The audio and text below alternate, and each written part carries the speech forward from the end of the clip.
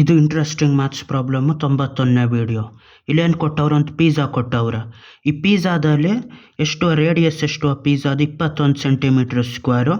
75% ಅಷ್ಟು ಪಿಜ್ಜಾನ ತಿಂದ್ಬಿಟ್ಟು ಮುಗಿಸ್ಬಿಟ್ಟವ್ರೆ. ಇನ್ನು ಮಿಕ್ಕಿರೋದೆಷ್ಟು 25%. ಆ 25%ದು ಏರಿಯಾ ಎಷ್ಟು ಅಂತ ಕಂಡುಹಿಡಿಬೇಕು. ಈಗ ಮಾಮೂಲಿಯಾಗಿ ಹೆಂಗೆ ಕಂಡುಹಿಡಿಯೋದು, ಅದು ಮಾಮೂಲಿಯಾಗಿ ಏರಿಯಾ ಆಫ್ ಸರ್ಕಲ್ ಅಂದರೆ πr² ಅಂತ ಮಾಡಬೇಕು. ಇವಾಗ ಇದು ಒಂದಷ್ಟು ಭಾಗಗಳನ್ನ ತಿಂದಾಗಿರೋದು, ಕಾಲು ಭಾಗ ಉಳಿದೈತೆ. ಇದೇನು ಯಾವ ಥರ ಮಾಡಬೇಕಂದ್ರೆ area of sector of circle ಅದು ಎಷ್ಟು ಮಿಕ್ಕಾಯಿತು ಅದು ಟೈಮ್ಸ್ ಆಫ್ πr² ಅಂತ ಕಂಡುಹಿಡಿಯಬೇಕು. 1/4 πr² ಅಂತ ಮಾಡಬೇಕು. ಯಾಕೆಂದರೆ 75% ತಿಂದಾಗೈತೆ, ಇನ್ನು ಉಳಿದಿರೋದು 25%. ಅದೇ ಥರ ಏನಾದರೂ ಅರ್ಧ ಪಿಜ್ಜಾ ತಿಂದಿದ್ರೆ ½ πr² ಅಂತ ಮಾಡಬೇಕು.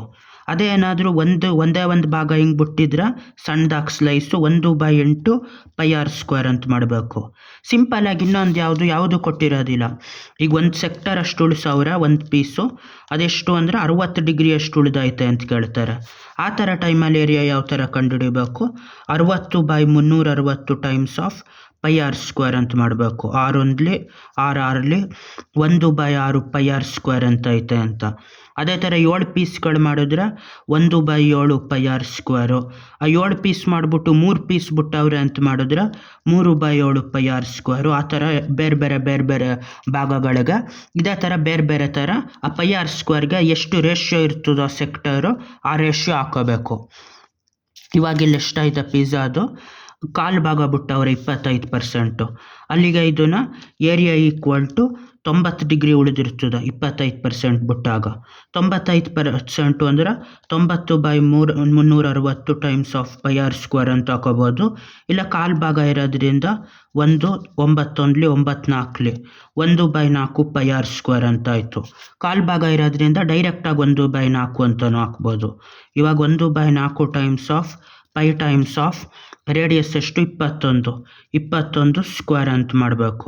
21² ಅಂದರೆ 21 ಟೈಮ್ಸ್ ಆಫ್ 21 10 210 420 ಪ್ಲಸ್ 21 441. ಅಲ್ಲಿಗೆ ಇದೆಷ್ಟು ಆಯ್ತದ 1/4 times of π times of 441 441/4 π square unit ಮಿಕ್ಕಾಯ್ತು. ಇವಾಗ ಎಷ್ಟು π ಅನ್ನೋದನ್ನ 27/2 ಅಂತ ಹಾಕ್ಬಿಟ್ಟು ಸಿಂಪ್ಲಿಫೈ ಮಾಡ್ಬೋದು. 441/4 ಟೈಮ್ಸ್ ಆಫ್ 22/7 ಅಂತ. 7ರಿಂದ ಡಿವೈಡ್ ಮಾಡಿದ್ರೆ 7 1 7 6 42 2 ಉಳಿತು 7 3 21. ಇದು 2 2 2 11 ಅಂತ ಆಯಿತು. 630 ಪ್ಲಸ್ 63 63 11 630 ಪ್ಲಸ್ 63 ಅಂದರೆ 693. 693/2 ಸ್ಕ್ವೇರು ಸೆಂಟಿಮೀಟ್ರು. ಅಷ್ಟು ಅದರದ್ದು ಹೊಸ ಏರಿಯಾ. ಮಿಕ್ಕಿರೋ ಪಿಜ್ಜಾದು ಏರಿಯಾ ಅದು. ಬಾಯ್.